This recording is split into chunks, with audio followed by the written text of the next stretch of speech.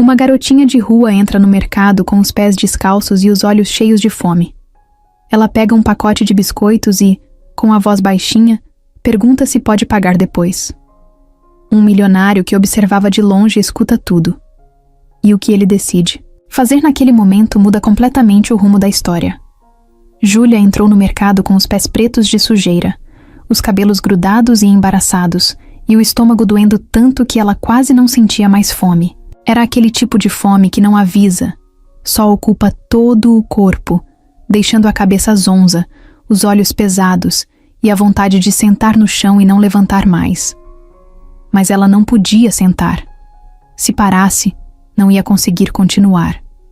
E ela sabia que, se parasse, talvez não levantasse nunca mais. O mercado era pequeno, de bairro, com prateleiras meio tortas e cheiro de pão doce misturado com desinfetante. Tinha umas 3 pessoas lá dentro.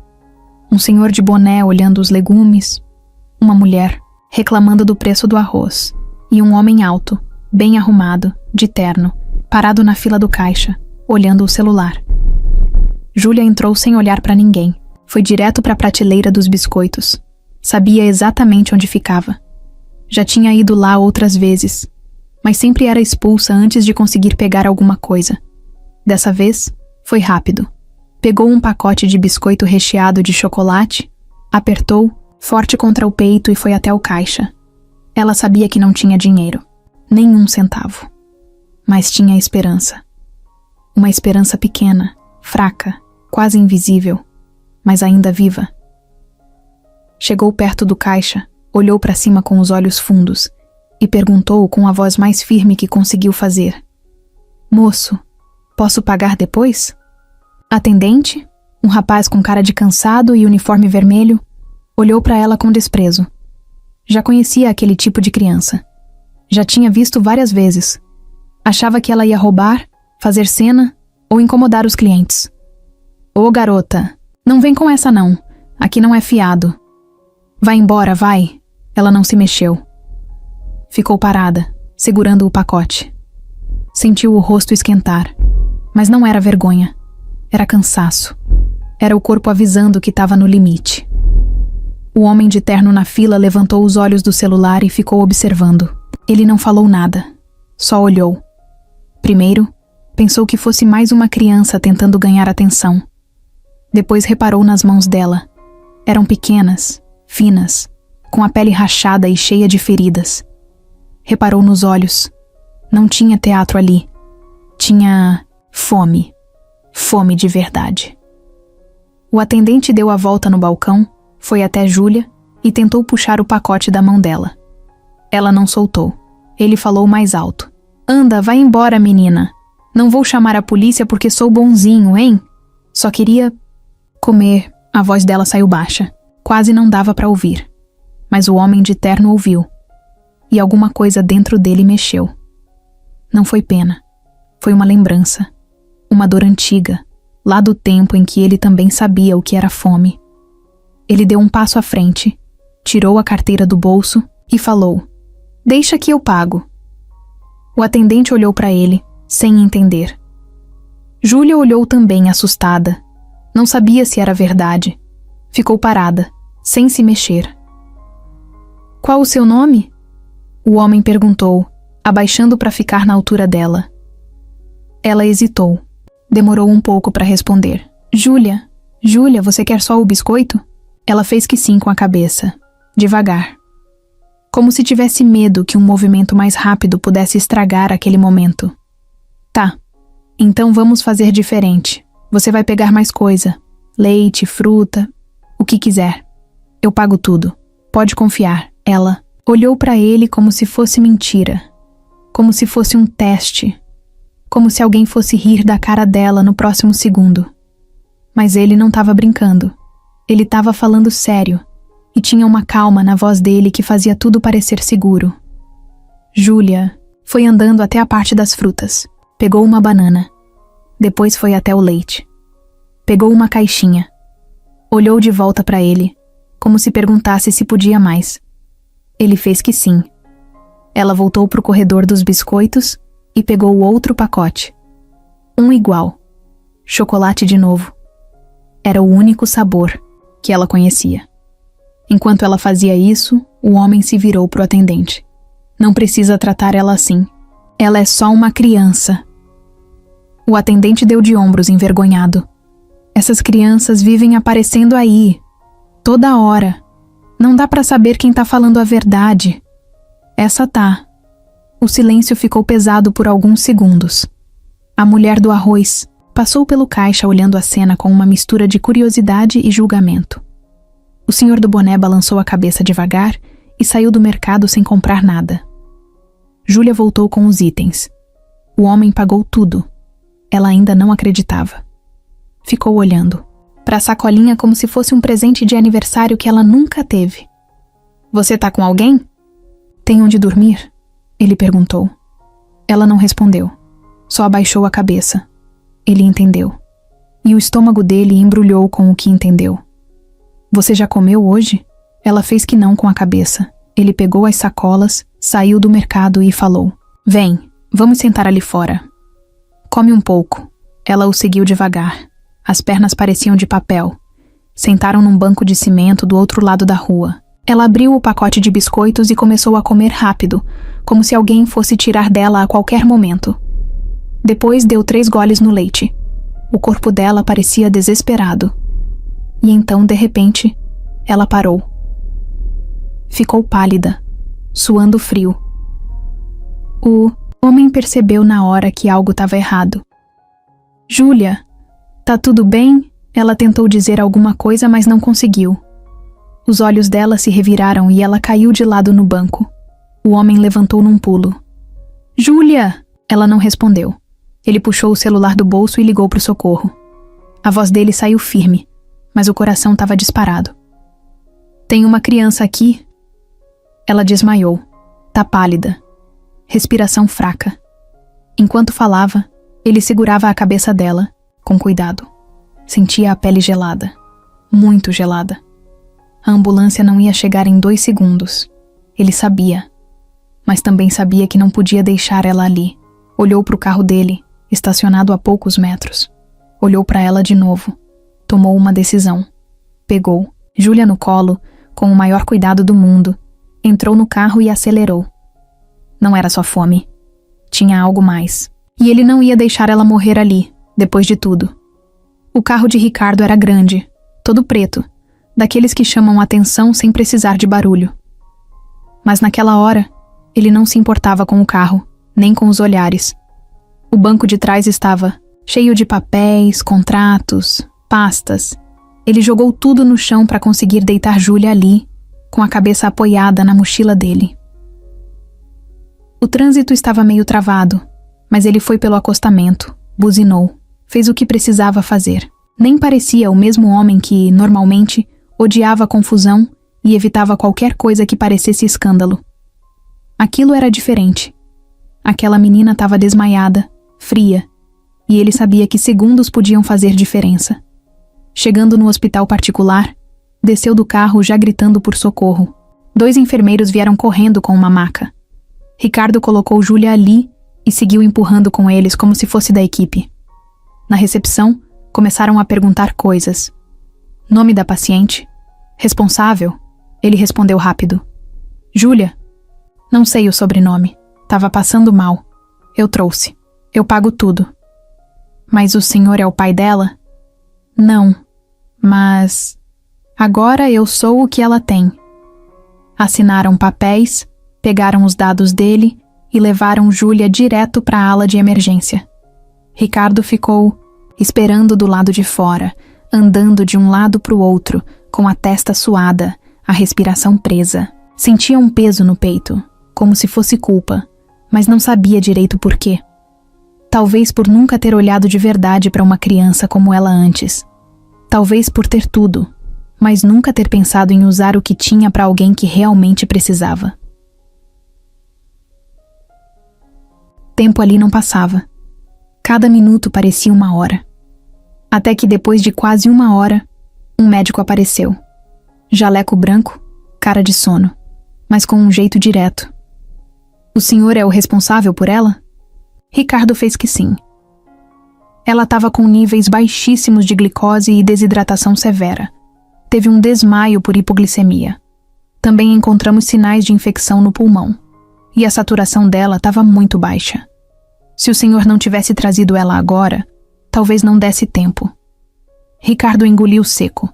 Não sabia se ficava aliviado ou mais preocupado ainda. Mas ela vai ficar bem? Com medicação, repouso e alimentação adequada, sim. Mas ela vai precisar de acompanhamento. Não é só uma questão física.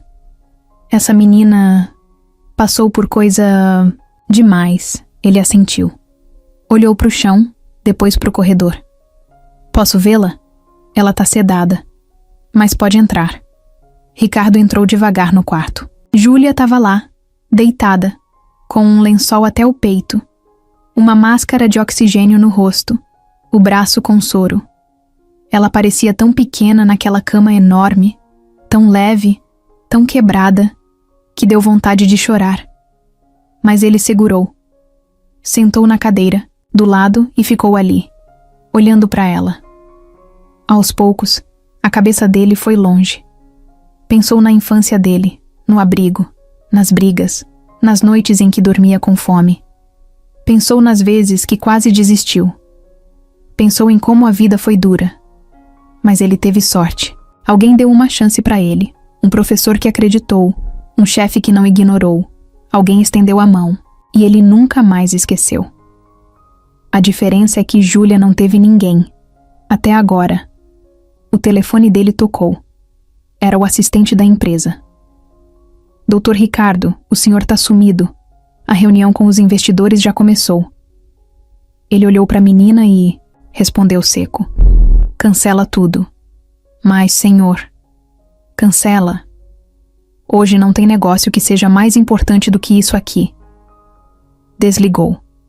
Ficou ali, em silêncio, ouvindo o som do oxigênio saindo devagar da máscara. Depois de um tempo, entrou uma enfermeira com comida. O senhor quer comer alguma coisa? Traz um café, forte. Ela saiu. Ele encostou a cabeça na parede e fechou os olhos por alguns segundos. Não dormiu, só respirou fundo.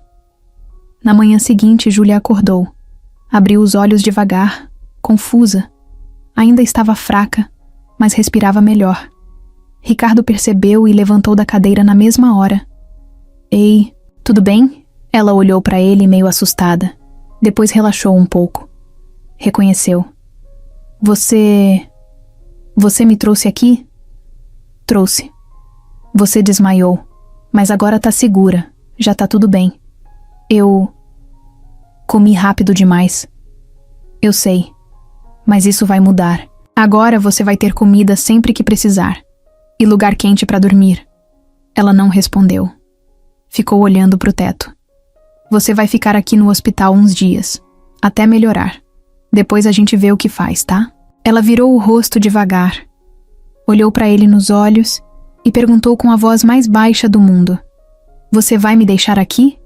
Ele demorou 1 segundo para responder, porque não queria mentir, mas também não sabia o que dizer ainda. Eu vou estar aqui todos os dias, prometo. Ela voltou a olhar pro teto. Todo mundo sempre vai embora. A frase bateu como um soco. Ele engoliu seco. A enfermeira entrou com o café e ele agradeceu com um gesto. Depois ficou ali, olhando para ela, pensando.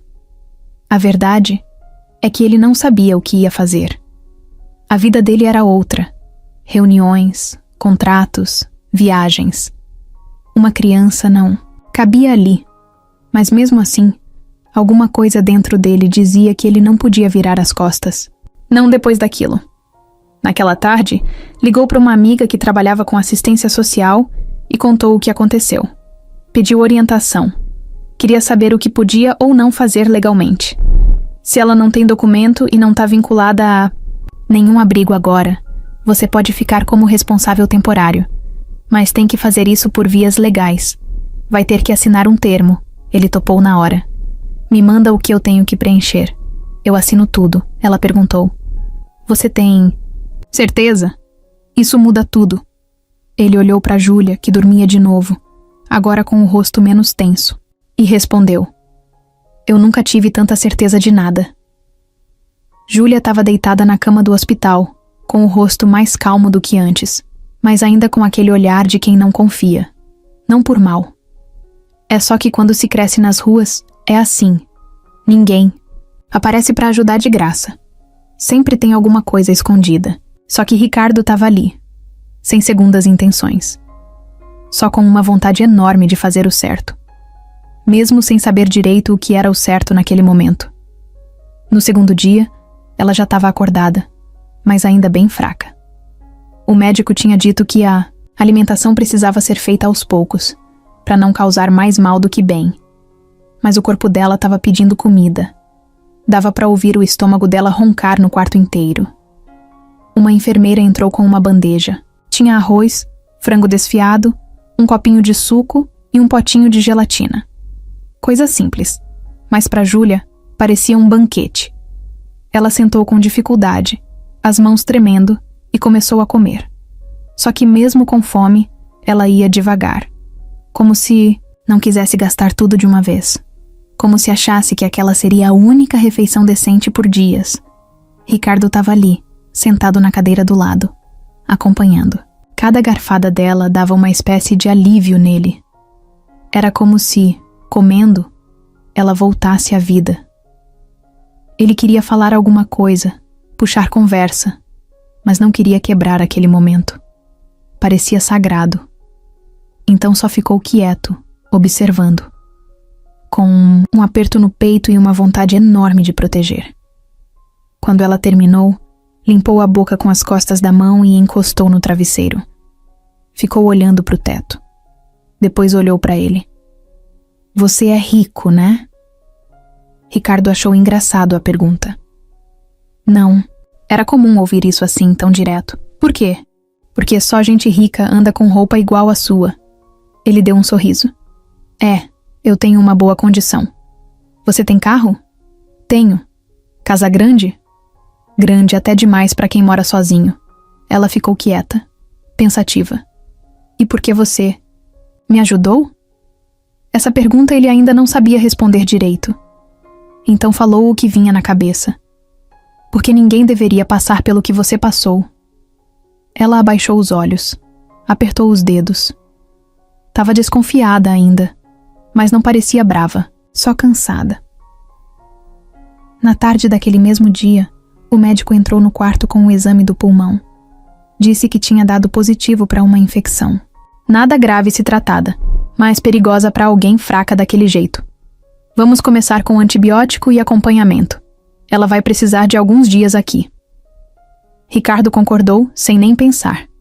Quando o médico saiu, ele virou para ela. Vai. Ficar tudo bem, viu? Ela fez que sim com a cabeça, mas não parecia acreditar muito ainda. No dia seguinte, ela já conseguia andar até o banheiro com ajuda. E na hora do almoço, ganhou outro prato cheio. Era feijão, arroz, ovo frito, um pouco de salada e um copo de vitamina de banana. Ela comeu mais rápido dessa vez. O corpo dela pedia.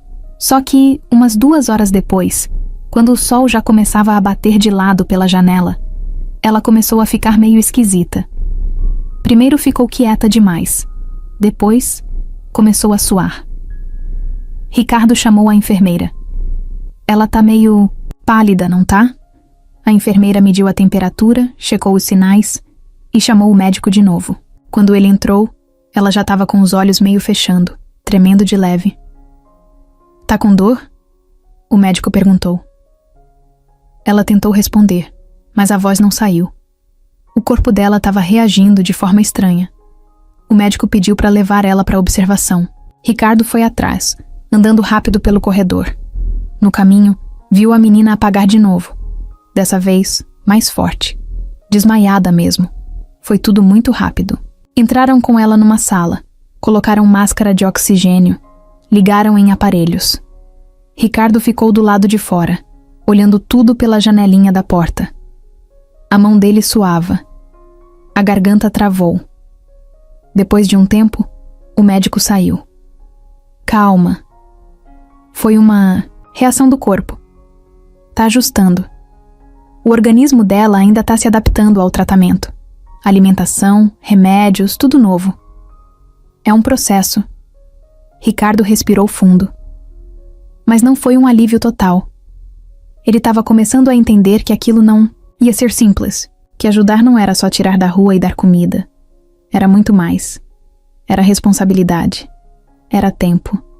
Era estar ali o tempo todo. No final do dia, Júlia acordou. Tava com cara de quem levou um soco do próprio corpo. Mas estava ali, viva. Eu dormi. De novo? Foi um susto. Mas já passou. Ela tentou sorrir, mas não saiu. O rosto dela ainda estava abatido. Os olhos fundos. Você estava aqui? O tempo todo, ela virou o rosto pro lado, em silêncio. E Ricardo sentiu que, pela primeira vez, talvez ela tivesse acreditado um pouco, só um pouco. Mas já era alguma coisa.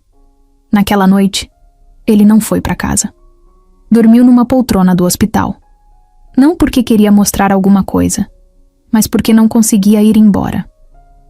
No terceiro dia de hospital, Ricardo já sabia o nome de 3 enfermeiras, o horário do almoço e onde ficava a máquina de café ruim no corredor. Ele não saiu do hospital em nenhum momento. Dormia mal, de olhos meio abertos, sentado naquelas cadeiras duras que pareciam feitas para expulsar visitante. Mas ele não ligava. Toda vez que Júlia acordava e via ele ali, ela perguntava baixinho: "Você ainda tá aqui?" E ele sempre dizia a mesma coisa: "Tô, não vou sair." Só que a dúvida estava ali. Não era sobre ele ficar, era sobre o que ela tinha. O médico tinha falado de infecção, fraqueza, desnutrição, um monte de palavras que ele entendeu só, pela metade. Então, no começo da manhã, ele pediu uma conversa. Queria saber tudo, de verdade, sem filtro. A médica responsável por Júlia chamou ele para uma salinha. Era uma mulher na faixa dos 40, com óculos na ponta do nariz e expressão cansada, mas firme. Ela abriu a pasta com os exames e começou. "Seu Ricardo, vamos ser bem diretos, tá? A Júlia chegou aqui com um quadro grave de desnutrição. Isso significa que o corpo dela não tinha energia suficiente nem para manter os órgãos funcionando direito. Ela estava com a imunidade muito baixa, por isso qualquer infecção pega rápido." Ricardo ouvia tudo sem piscar, nem mexia. Além disso, a gente fez uma série de exames mais profundos. Os pulmões dela têm uma inflamação crônica, provavelmente causada por exposição constante ao frio, poluição e talvez até cigarro passivo. Não é recente. Isso vem de antes. Só piorou. "Tem nome essa doença?" Ele perguntou com a voz seca. "Bronquite crônica. Em uma criança de rua, é mais comum do que se imagina. Mas o problema não é só físico." Ela empurrou a pasta na direção dele, mostrando um papel com gráficos e números que ele não entendeu nada. Então ela explicou com calma. "O nível de estresse dela tá lá em cima. Mesmo dormindo, ela tá em estado de alerta. O corpo dela reage como se tivesse em perigo o tempo todo. Isso afeta o coração, o cérebro, a recuperação, tudo. Mas ela vai sair dessa?" A médica olhou nos olhos dele. "Com acompanhamento, sim. Vai ser uma recuperação lenta, mas possível. Agora, vai precisar de rotina, de segurança, alimentação certa, remédio. E mais que isso, ela vai precisar confiar em alguém. Coisa que claramente ela não sabe como fazer." Ricardo ficou em silêncio. Passou a mão no rosto. Tinha olheiras. Parecia mais velho. "Eu fico com ela o tempo que for preciso." "O senhor tá preparado para isso?" "Tô." Ela assentiu, mas com um olhar meio desconfiado.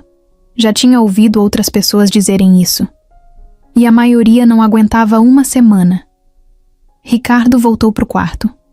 Júlia estava acordada, com o olhar perdido, brincando com a ponta da coberta. Ele puxou a cadeira e sentou. Ao lado, a médica me contou tudo. Sobre sua saúde, sobre os pulmões, o estômago, tudo. Ela virou o rosto pro outro lado. "Não precisa esconder nada. Eu só quero te ajudar." Ela fechou os olhos e respirou fundo. Depois falou, sem olhar para ele. "Eu não gosto de hospital. Fico com medo de dormir e não acordar. Aqui você tá segura. E eu vou estar aqui, toda vez que você abrir os olhos. Pode confiar. Eu não sei como faz isso. Essa frase ficou no ar por alguns segundos. Doeu ouvir. Porque era verdade. Na hora do almoço, ela comeu menos. O corpo ainda estava fraco, mas já conseguia conversar um pouco mais. Perguntou sobre a casa de Ricardo, sobre como era viver sozinho. E aí veio a pergunta que ele não esperava. Por que você não tem filho? Ele parou por um segundo. Nunca tinha falado disso com ninguém, mas respondeu. Eu e a mulher que eu amava não conseguimos ter filhos. A gente tentou por um tempo, mas ela ficou doente. E depois, ela se foi. Já faz alguns anos. Você ficou sozinho. Fiquei. Ela ficou pensativa. Depois sussurrou. Eu também. No final do dia, Ricardo pediu à médica uma autorização para levar Júlia até o pátio do hospital. Só por uns minutos, para pegar um pouco de sol, com cadeira de rodas, claro. Ela topou. Júlia foi enrolada num cobertor, com o soro preso ao suporte. Ricardo empurrou a cadeira devagar. Quando saíram do quarto, ela arregalou os olhos com a luz. Sentiu o ar mais quente e sorriu de leve. Faz tempo que eu não via o céu. O céu continua aí. Mesmo quando a gente não olha. Quando eu morava na rua, eu achava que o céu ia me engolir. Ele parou de empurrar a cadeira e olhou para ela. Agora ele vai te proteger. Ela olhou para cima, silenciosa, os olhos brilhando. Por um segundo, parecia uma criança normal. Só por um segundo. E foi ali, naquele pedaço de sol entre as árvores do pátio, que Ricardo entendeu. Aquilo era só o começo. Ricardo sempre foi um cara difícil de decifrar. Quem olhava para ele de fora via só o pacote completo. Empresário bem-sucedido, roupas alinhadas, relógio caro no pulso, celular de última geração, carro importado, escritório com vista para o centro da cidade. O tipo de homem que resolve as coisas com uma ligação e anda como se soubesse o que está fazendo o tempo todo. Só que ninguém nasce assim. E Ricardo menos ainda. Ele cresceu em um abrigo público, em Guarulhos. Foi largado lá com 6 anos, depois que a mãe foi levada por um surto em plena rua. Ninguém nunca soube se era problema mental, se era droga ou os dois. O pai nunca nem apareceu. Só souberam o nome por causa da certidão. A assistente social da época tentou achar algum parente, mas ninguém quis saber. O abrigo era cheio. Criança demais, gente demais, cuidado de menos. Ricardo aprendeu cedo a não esperar muito de ninguém. Sabia que se não corresse, não comia. Se não brigasse, apanhava. E se chorasse, virava alvo. O primeiro livro que ele leu inteiro foi um que encontrou no lixo, rasgado, com metade das páginas faltando. Era sobre um garoto que queria voar. Ele leu aquilo escondido debaixo do cobertor, usando a lanterna de um brinquedo quebrado. Era só um pedaço de história, mas fez ele pensar em sair dali. Não com asas, mas com cabeça.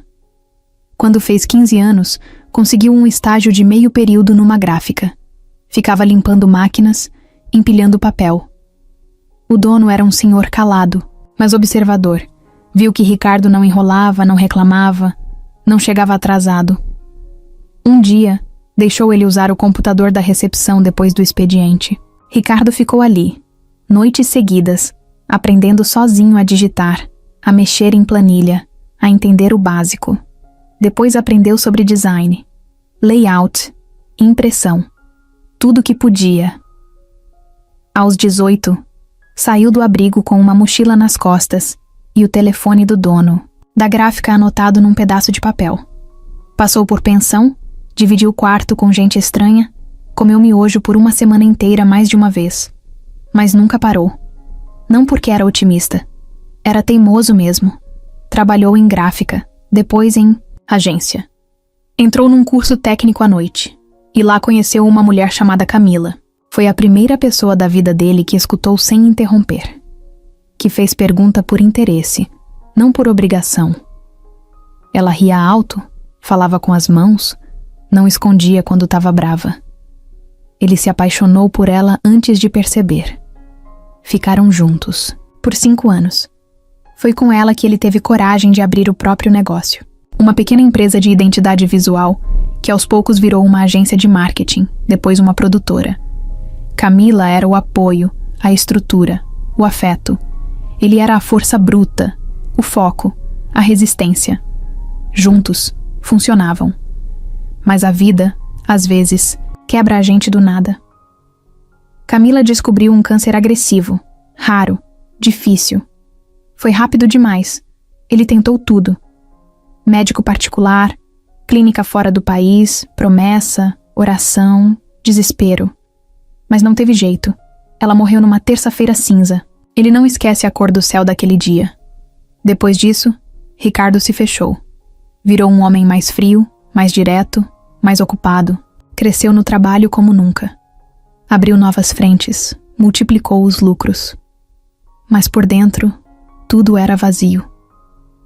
O apartamento dele era grande, moderno, cheio de coisas caras.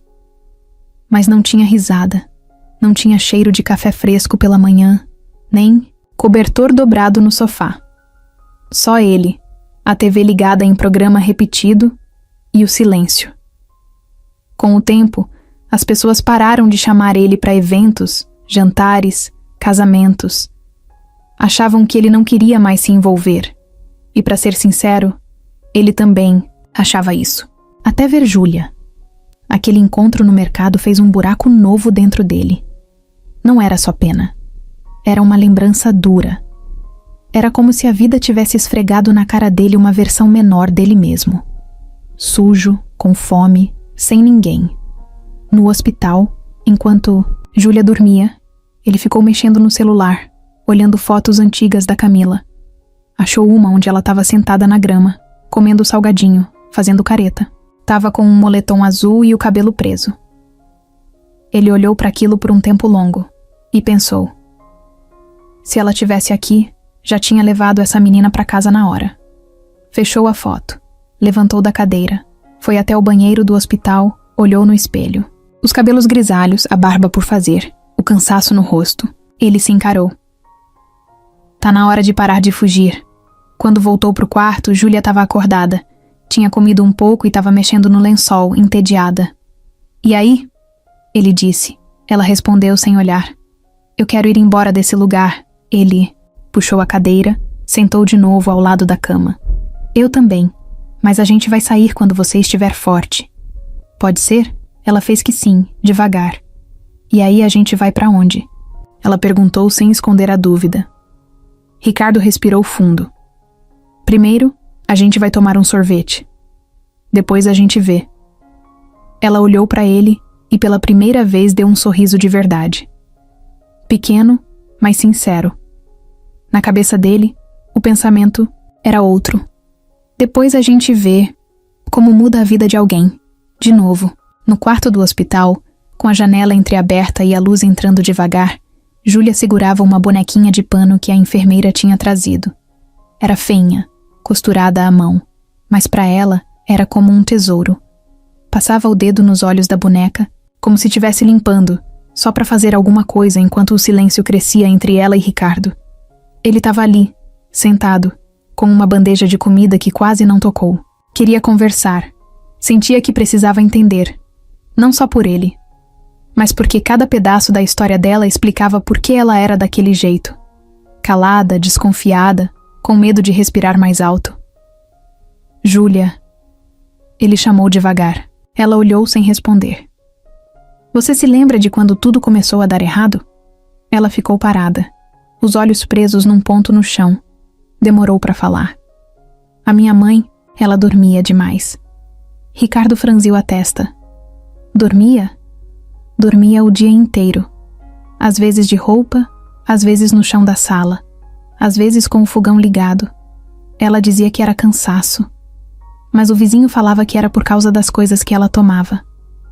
Ricardo não interrompeu, só escutou.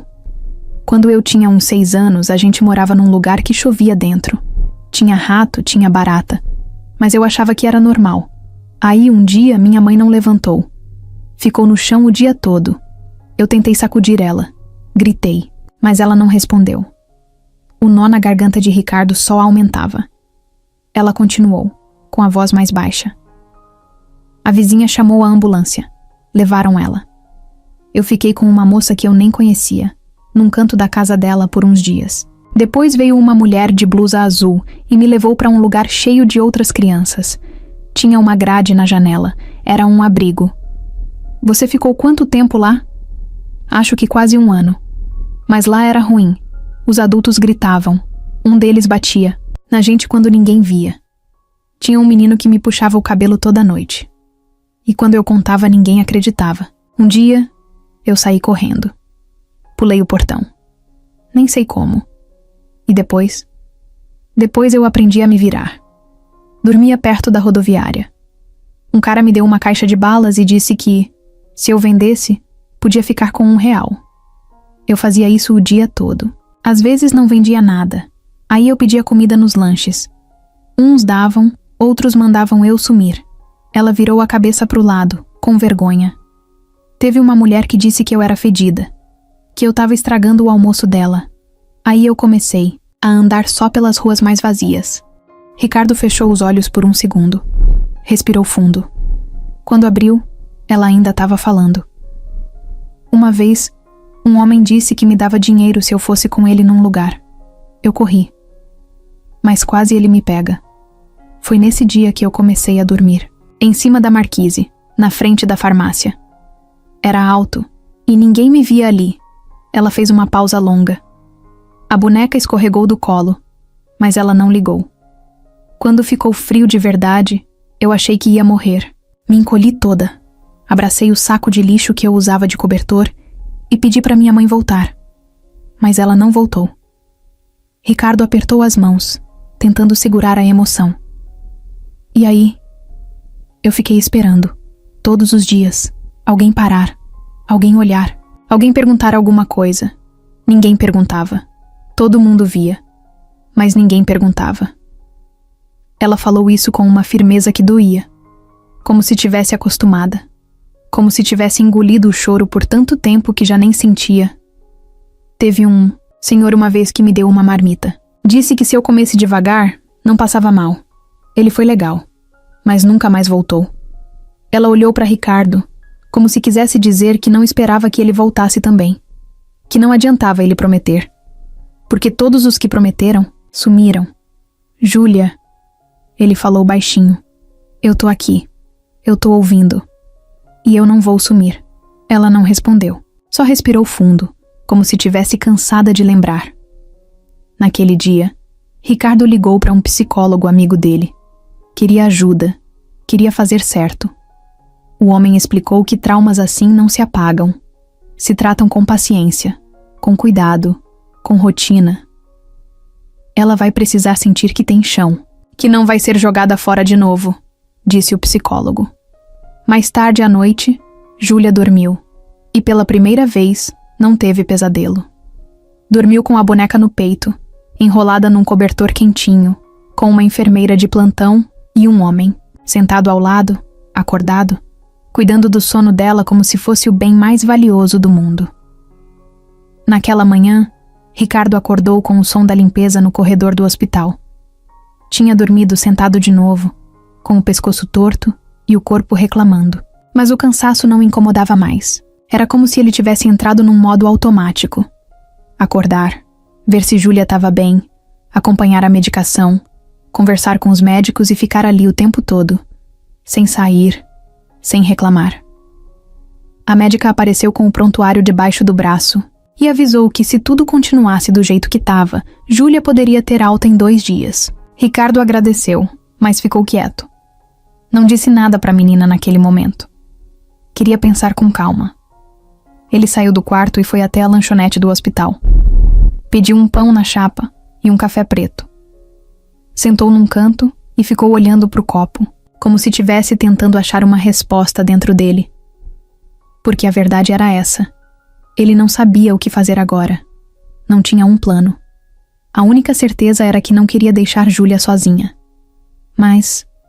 E depois? Levou o café até o carro, estacionado no pátio, Entrou, ligou o ar e ficou ali, sozinho, pensando. O apartamento dele não tinha estrutura para uma criança.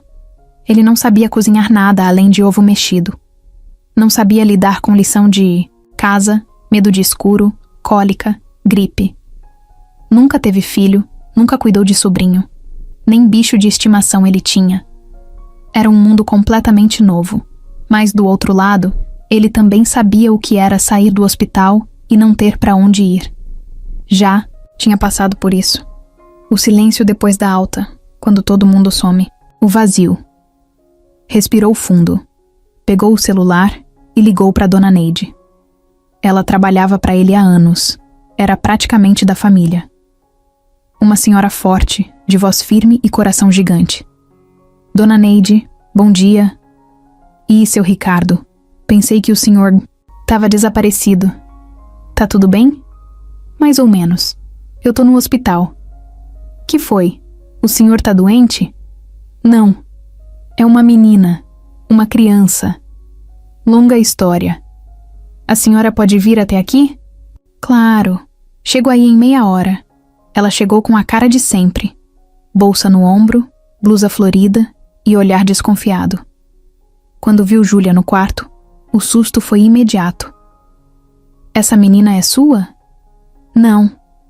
Mas... pode ser. Como assim? Ricardo contou.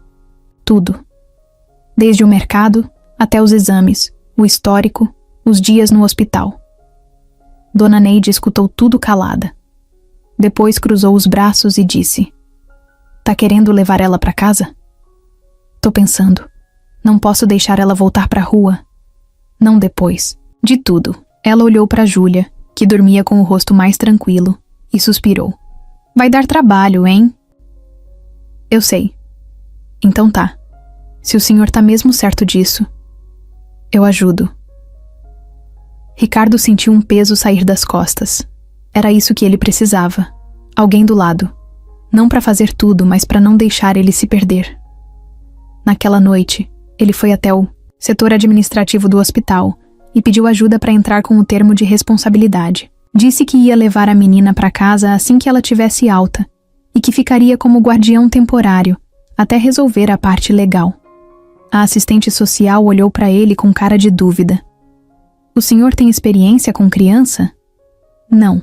Já cuidou de alguém antes? Já cuidei de mim. E agora quero cuidar dela. O senhor sabe que isso envolve um monte de coisa, né? Psicólogo, escola, documentação, rotina, exames, vacina. Eu sei. Mas se for para ela sair daqui e dormir na rua, eu assino o que for. A mulher respirou fundo, imprimiu os papéis e entregou. Assina aqui. E aqui também. No dia seguinte, ele contou para Júlia. Quando a gente sair daqui, você vai comigo. Vai morar comigo por um tempo. Ela arregalou os olhos. Na sua casa? Mas sim. E se eu não me acostumar? A gente tenta de novo. Do seu jeito, ela não respondeu na hora. Ficou com o olhar perdido, mexendo na beirada da coberta. E se você se cansar? Não vou. Todo mundo cansa. Então me dá uma chance de provar que eu não sou todo mundo. Júlia olhou para ele por longos segundos. Não disse nada, mas deu um aceno de cabeça. Um sim, bem pequeno, mas cheio de significado. Na tarde do mesmo dia, Ricardo e Dona Neide foram até o apartamento dele. Começaram a mudar tudo. Tiraram o sofá enorme da sala e colocaram uma cama auxiliar. Arrumaram um cantinho com cobertas, bichinhos de pelúcia que Dona Neide trouxe do neto, livros infantis. Fizeram um lugar simples, mas com carinho. Na cozinha, encheram a geladeira de comida de verdade. Nada de delivery. Frutas, legumes, pão fresquinho, até caixinhas de suco e leite com chocolate. Quando Ricardo voltou para o hospital com uma mochila cheia de roupas novas, sandálias, escova de dente e pijama de flanela, Júlia ficou olhando a mochila como se fosse um baú de tesouro. Isso tudo é para mim? Tudo. Você comprou? Eu e a Dona Neide. Ela pegou o pijama, apertou contra o peito e disse baixinho: Eu nunca tive um pijama novo. Ricardo só conseguiu sorrir. Não sabia o que falar. A garganta travou. Mas ela viu no olhar dele que não precisava de mais nada. 2. Dias depois, Júlia saiu do hospital com uma sacola de remédios, a mochila no ombro e a mão pequena dentro da de Ricardo. Os dois entraram no carro, e quando ela sentou no banco de trás, olhou pela janela com olhos brilhando, como se estivesse saindo da caverna e vendo o mundo pela primeira vez. Na frente do prédio, ela olhou para cima. Sua casa é ali? É, nossa, agora. Ela não disse nada. Só entrou, e pela primeira vez em muito tempo, não teve medo. Larissa estava sentada na varanda do prédio de luxo onde morava, com uma taça de vinho na mão e o celular na outra. O som da cidade ao fundo, o céu meio nublado e o humor dela pior ainda. Passava os dedos na tela do celular, rolando fotos antigas no Instagram do tio Ricardo. Casamentos chiques, eventos de gala, viagens internacionais, prêmios, entrevistas, e nenhum sinal daquela coisa estranha que ela tinha ouvido falar naquela manhã. Ela tinha descoberto por acaso. Uma amiga, filha de uma das médicas do hospital, onde Ricardo tinha sido visto durante dias seguidos, comentou no grupo de WhatsApp: "Seu tio tá maluco, Larissa. Dizem que ele levou uma mendiga pro hospital, uma criança, e que agora vai levar pra casa. Você sabia disso?" Ela não sabia. E quando soube, achou que era piada. Mas depois começou a puxar fios. Ligou pra dona Neide, que atendeu com a voz desconfiada. "Oi, Neide, tudo bem? Larissa? Ué, quanto tempo, né? Pois é. Fiquei sabendo que meu tio tá com uma menina. O que é isso?" "É uma menina que ele encontrou. Tava mal. Ele ajudou. Tá cuidando.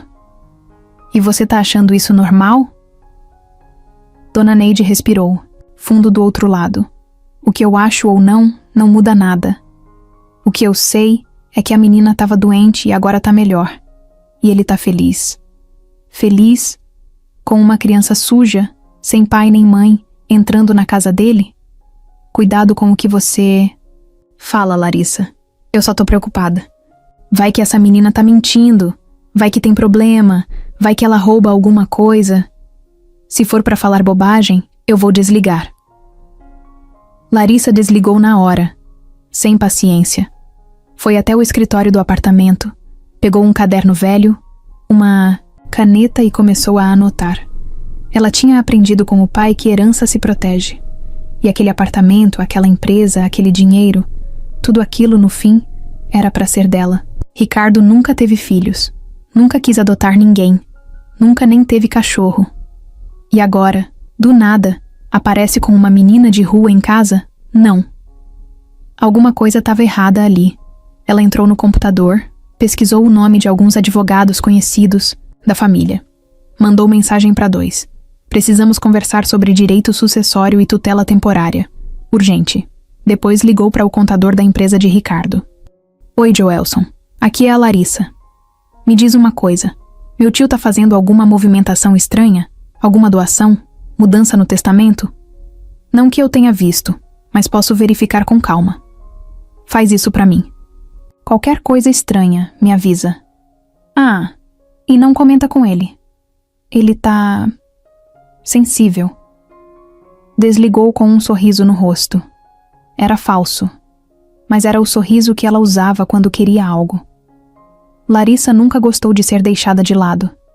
Cresceu vendo o tio como uma mistura de pai e modelo de sucesso. Ele pagou os estudos dela, o primeiro carro, o intercâmbio, o MBA. Mas com o tempo, os dois foram se afastando.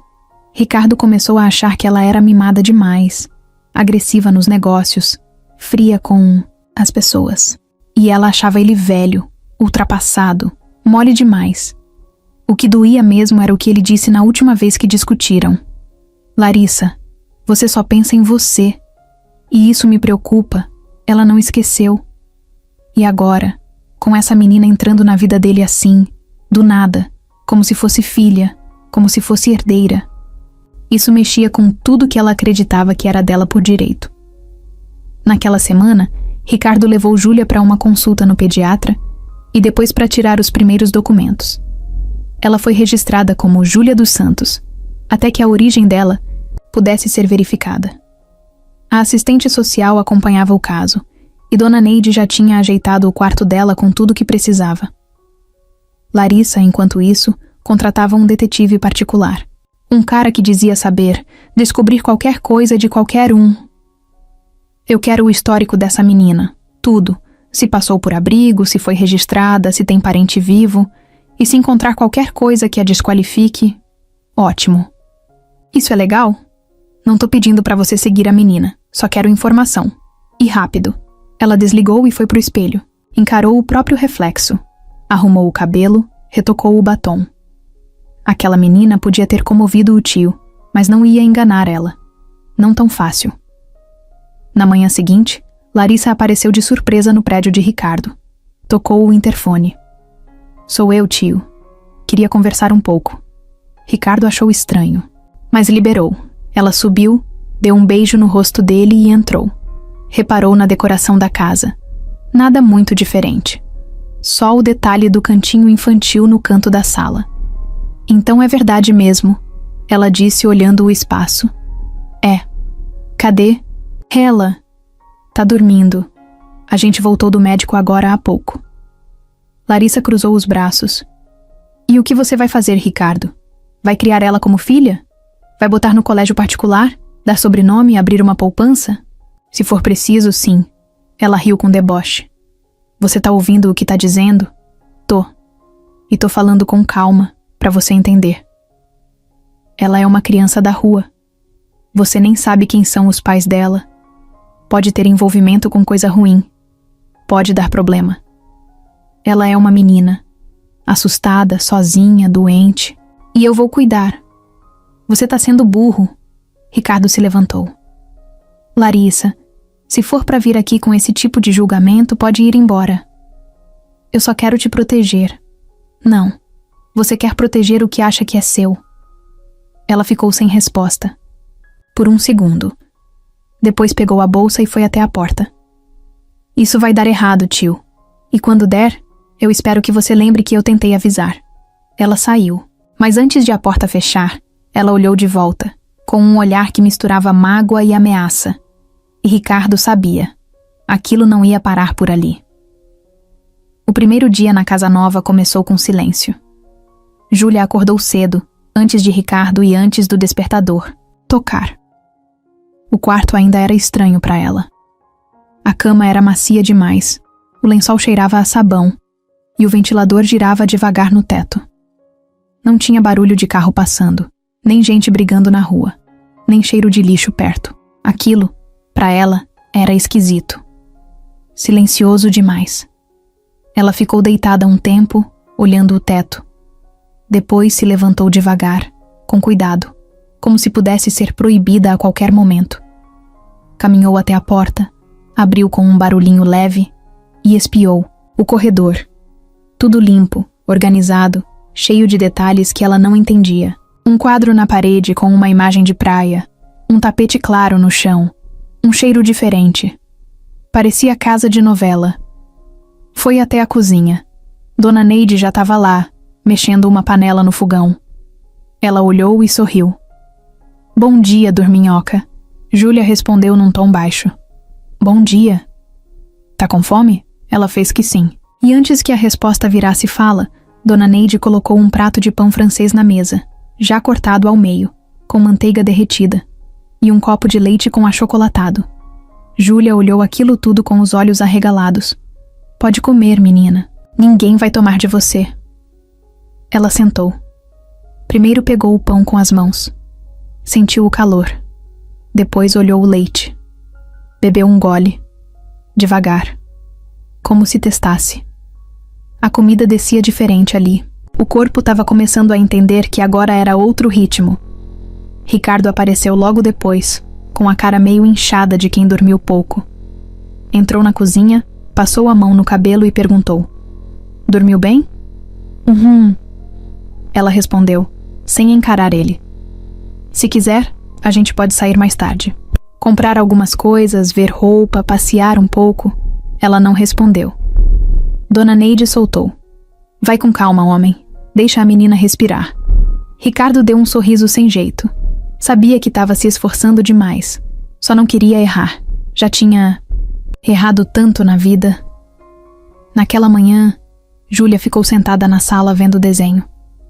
Primeiro só olhou de longe, depois pegou o controle e começou a mexer. Riu de um episódio, fez careta em outro. Dona Neide passava pela sala e via ela ali, encolhida no sofá, e balançava a cabeça. No começo da tarde, Ricardo chegou com um notebook. Júlia, posso te mostrar uma coisa? Ela olhou desconfiada. É um joguinho, de colorir. Se você gostar, eu baixo mais. Ela se aproximou devagar. Sentou do lado dele no sofá. Ele abriu o jogo. Era simples. Pintar desenhos com números. Ela pegou o mouse com dificuldade. Mexeu devagar. Errou. Voltou. Depois acertou. E sorriu. Ricardo se segurou para não comentar. Deixou ela viver o momento. Na hora do banho, foi um desafio. Ela não queria. Disse que estava limpa. Disse que já tinha se lavado de manhã. Mas Dona Neide insistiu com jeitinho. Vai se sentir melhor. E a água é quente, menina. Você merece coisa boa também. Júlia aceitou, mas só depois que Dona Neide prometeu que ficaria do lado de fora do banheiro, só para qualquer coisa.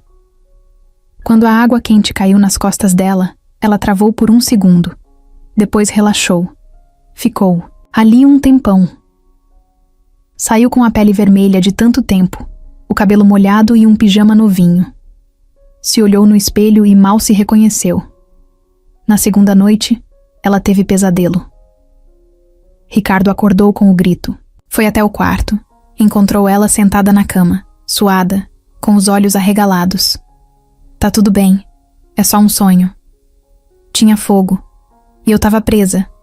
Ninguém ouvia. Ele se sentou do lado. Foi só um sonho. Você tá segura agora. Ela não chorou. Só ficou ofegante. Ele ficou ali, quieto, até ela deitar de novo. Depois voltou pro quarto dele, mas dormiu com a porta aberta. No terceiro dia, Júlia ganhou um caderno e canetinhas. Você gosta de desenhar? Ela deu de ombros. Nunca tive onde. Na primeira folha, desenhou uma árvore e uma casa com uma porta aberta. Depois desenhou uma menina com cabelo bagunçado e um homem de terno. Não explicou o que era. Só mostrou para Dona Neide, que segurou o riso e elogiou. Tá bonito demais, menina. Naquela semana, Ricardo começou a organizar a ida dela para a escola. Ligou para uma psicóloga infantil. Comprou livros. Pediu para a empresa deixar ele trabalhar remoto alguns dias. Era tudo novo. Mas ele estava tentando. Larissa, claro, ainda não tinha desistido. Mandava mensagens frias. Precisamos conversar. Podemos almoçar? Você tá bem? Mas Ricardo não respondia. Ele já sabia que o que ela queria não era saber dele. Era controle, e ele não ia abrir mão daquilo. Júlia, aos poucos, começou a chamar Ricardo de moço. Moço, onde tá a toalha? Moço, posso comer iogurte? E ele fingia que não ligava, mas cada vez que ouvia, sentia algo mudar por dentro. Sabia que era o começo. No fim daquela primeira semana, ela correu para ele com um desenho novo. Tinha feito sozinha. Era um quarto com uma cama, uma televisão e 2 pessoas de mãos dadas. Esse sou eu? Aham. E eu também. Ele olhou o desenho, depois olhou para ela. E essa casa aqui? É nossa, né? Ricardo respirou fundo. A voz dele quase não saiu. É sim. Ela sorriu. Ele também. E naquele sorriso tinha mais verdade do que qualquer documento assinado. A vida de Ricardo sempre foi cronometrada. Acordava às 6, tomava café às 6h15, checava e-mails às 6h30 e às 7 já estava no carro indo pro escritório. Tudo funcionava como um relógio. Limpo, exato, frio. Só que agora não era mais assim. Na segunda-feira, o despertador tocou e ele nem precisou levantar correndo. Já estava de pé. Tinha acordado antes, com o barulhinho leve, de passos descalços no corredor. Júlia estava tentando achar a cozinha sozinha para não incomodar. Quando viu Ricardo já ali, ela travou. Eu ia pegar só um pão. Tá certo. E se quiser leite quente, eu faço. Ela sorriu de leve e puxou a cadeira. Sentou, com o cabelo todo bagunçado e a camiseta do pijama cheia de dobras. Ele olhou aquela cena e pensou: é isso. Agora, começa. Enquanto ela comia devagar, Ricardo abriu o notebook na mesa. Tentou dar conta dos e-mails, mas se perdia nas frases. Um olho na tela, outro nela. Ela ainda era um corpo estranho naquela casa, mas estava começando a caber ali, e ele sabia que isso levava tempo. Depois do café, Ricardo levou Júlia até uma clínica onde uma psicóloga ia começar a acompanhar o caso dela. A sala era colorida, cheia de brinquedos, puffs e desenhos na parede. A psicóloga, uma mulher, jovem e simpática chamada Helena, estendeu a mão com calma. Tudo bem, Júlia? Vamos bater um papo? A menina ficou em silêncio. Olhou para Ricardo. Ele assentiu com a cabeça. Eu vou ficar aqui na recepção, tá? Ela entrou devagar. Não chorou. Não resistiu. Mas foi com o corpo todo tenso. Quando voltou, 30 minutos. Depois, não quis contar nada. Só disse: ela é legal, mas faz perguntas difíceis. Ricardo respeitou. Sabia que abrir a boca é fácil, mas abrir o coração leva tempo. Muito tempo. No caminho de volta para casa, pararam numa papelaria. Júlia escolheu um caderno novo, com uma capa rosa cheia de estrelinhas e uma caneta com bichinho na ponta.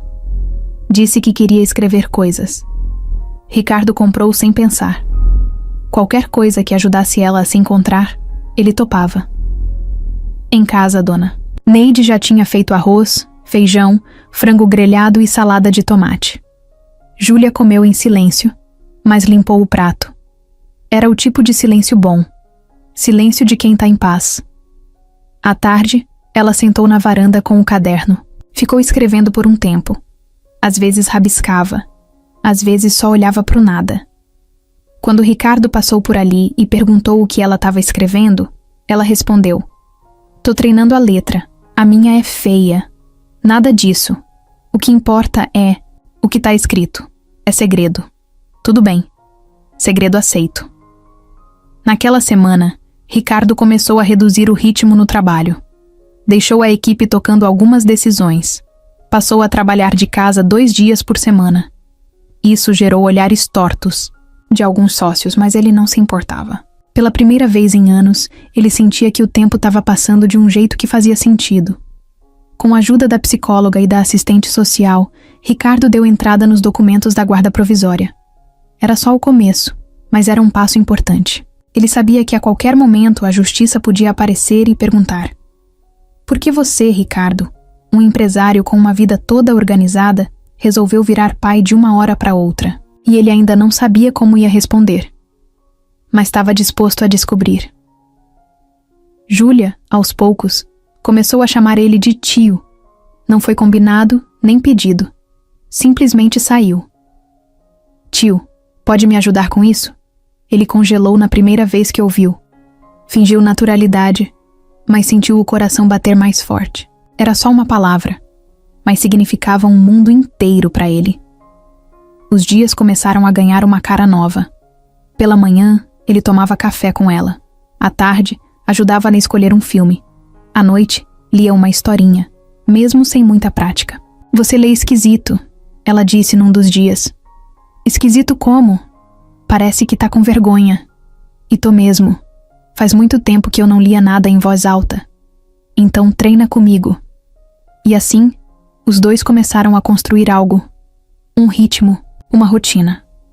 Um lugar onde ela podia se sentir segura, e ele podia se sentir necessário. Mas nem tudo era simples. Júlia ainda tinha momentos de crise. Teve um dia em que ela se trancou no banheiro por quase 1 hora. Disse que precisava pensar. Ricardo respeitou. Ficou sentado do lado de fora, esperando, sem pressionar. Quando ela saiu, com os olhos vermelhos, só disse: eu achei que você ia me mandar embora. Nunca. Nem se você quebrar a casa toda. Ela deu de ombros. É que às vezes eu ouço umas vozes da minha cabeça, dizendo que isso tudo é mentira. Ricardo não soube o que dizer. Então só abraçou ela, forte. E ela não fugiu. No fim daquela semana, a escola ligou confirmando a vaga. Júlia começaria na segunda-feira seguinte. Era uma escola pequena, perto de casa, com reforço pedagógico e apoio psicológico. Tudo como pediram. Ricardo desligou o telefone e ficou olhando para a janela. Sentiu medo, como todo pai sente.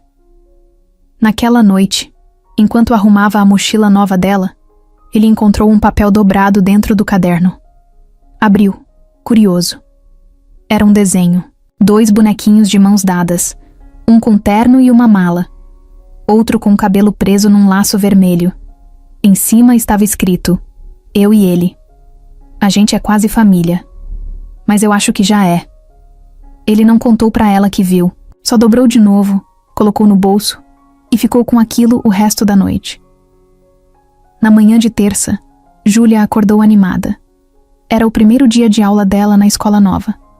A mochila já estava pronta desde o dia anterior, o uniforme dobrado em cima da cama, os tênis limpos.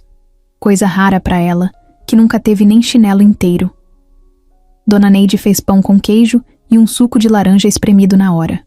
Ricardo tirou uma foto dela sorrindo antes de saírem. Aquela era uma cena que ele nunca imaginou viver. No caminho, ela foi falando pouco, mas dava pra ver no jeito de segurar a mochila, no brilho dos olhos. Estava empolgada, assustada também, mas empolgada. Quando chegaram na escola, Ricardo segurou na mão dela e disse: vai com calma, e se não gostar, a gente conversa. O importante é você tentar. Ela fez que sim com a cabeça, respirou fundo e entrou. Enquanto isso, Ricardo voltou para casa, sentou no sofá com o celular e começou a responder e-mails do trabalho. Tava tudo começando a entrar nos trilhos. Uma rotina de verdade. Um lar de verdade. Só que isso durou pouco. Por volta das 11 da manhã, o telefone fixo tocou. Era algo que quase ninguém usava mais. Ele estranhou. Atendeu com aquele alô desconfiado. Seu Ricardo? Aqui é Sandra, do Conselho Tutelar. O senhor pode comparecer aqui hoje à tarde? Precisamos conversar sobre a menor chamada Júlia dos Santos. Ricardo gelou. O que aconteceu? Prefiro explicar pessoalmente, mas posso adiantar que recebemos uma denúncia anônima sobre a situação da criança. Temos obrigação de investigar. Ele fechou os olhos por um segundo.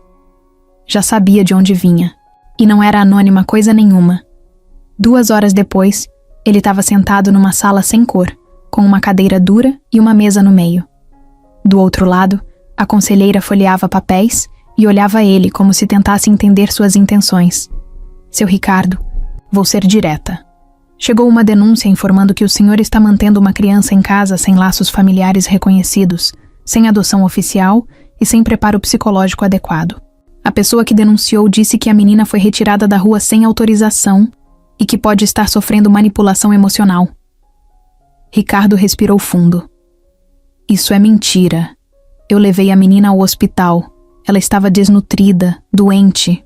Se eu não fizesse nada, ela podia ter morrido. Todos os documentos estão aqui. Termo de responsabilidade, exames, laudos da psicóloga, acompanhamento da assistente social. E agora, ela está matriculada numa escola, com médico, alimentação e rotina. Ele entregou uma pasta com todos os papéis. A conselheira analisou. Ficou em silêncio por alguns minutos. O senhor sabe quem é o pai ou a mãe da menina? Não. Ela fugiu de um abrigo, contou tudo à psicóloga. A mãe morreu, o pai sumiu faz anos. Ela não tem ninguém. Oficialmente ninguém sabe. E é por isso que a denúncia existe.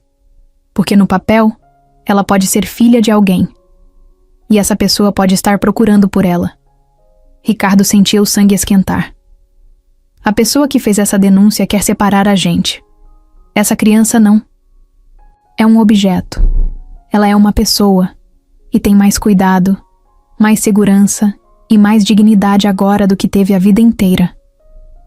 Eu entendo sua revolta, Sr. Ricardo, mas a gente precisa seguir os protocolos. Vamos fazer uma visita à sua casa nos próximos dias, só para confirmar se está tudo certo. Ele levantou devagar. Pode ir quando quiser. Eu não tenho nada a esconder.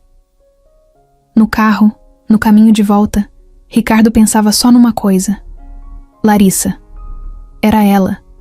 Tinha que ser. Ninguém mais teria motivo. Ninguém mais se incomodaria tanto com a presença de Júlia. E o mais cruel era saber que ela usou a brecha legal para ferir os dois. Sem encostar. Só com papel e palavra.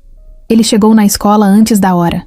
Esperou Júlia sair. Quando viu ela vindo pelo portão com a cara cansada, mas feliz, o peito dele apertou. E aí, como foi? Foi legal. Fiz um desenho. A professora gostou. Que bom. Depois quero ver. Eles foram para casa, e Ricardo tentou agir normal. Não, queria deixar transparecer nada. Mas ela percebeu. Tio? Oi? Aconteceu alguma coisa? Ele hesitou por um segundo. Recebi uma ligação. Vão vir aqui em casa ver se tá tudo bem com você. Por causa de um papel, de umas regras que tem que seguir. Mas tá tudo certo, viu? Vão me levar? Claro que não. Você não fez nada errado. E aqui é sua casa. Ela ficou em silêncio. Encostou a cabeça no vidro da janela. O coração dele batia forte, mas ele não podia mostrar. Tinha que ser firme. Naquela noite, enquanto Júlia dormia no sofá vendo desenho, Ricardo ligou para Larissa. Ela atendeu com a voz fingindo simpatia. Tio, que surpresa! Tá tudo bem? Foi você? O quê? A denúncia. No conselho tutelar. Pausa. Eu só fiz o que qualquer pessoa em sã consciência faria, Ricardo. Você se envolveu com uma criança desconhecida, sem saber o passado dela. Eu tava preocupada. Você quer me afastar dela. Eu quero te proteger. E proteger tudo o que você construiu. Ela pode ser perigosa. Você não sabe nada sobre ela. Eu sei o suficiente. E eu vou lutar por ela. Até o fim. Então se prepare. Porque não vai ser fácil. Ele desligou sem responder. Ficou olhando para Júlia dormindo, com os pés encolhidos no sofá, o cabelo caindo no rosto e uma almofada abraçada no peito. Tão pequena, tão forte, tão dela. Primeiro ataque tinha vindo, mas ele já estava pronto para o segundo. Ricardo chegou em casa no fim da tarde com um nó no peito. Júlia estava na sala vendo TV com Dona Neide, mas ele passou direto para o quarto. Precisava de 1 minuto para pensar. Trancou a porta, se jogou na cama de roupa mesmo e ficou olhando para o teto. Aquela ligação do conselho tutelar ainda estava martelando na cabeça dele. Ele sabia que tinha feito tudo certo até ali. Sabia que a menina estava sendo cuidada, amada, segura. Mas quando entrou a palavra denúncia na história, tudo mudou de tom. De repente, o que era um lar virou um caso. Ricardo pegou o celular e ligou para o advogado da empresa, Marcos. Era um cara de confiança, já tinha ajudado em várias tretas comerciais, mas nunca num caso assim. Fala, Ricardo. Tudo certo? Não. Preciso de ajuda com outra coisa. É pessoal. Diz aí. É sobre a Júlia, a menina que eu tô cuidando. Recebi uma denúncia. Conselho tutelar. Querem investigar. Eu tenho os documentos, laudos médicos, psicóloga, escola, tudo. Mas ainda não entrei com o pedido de guarda oficial.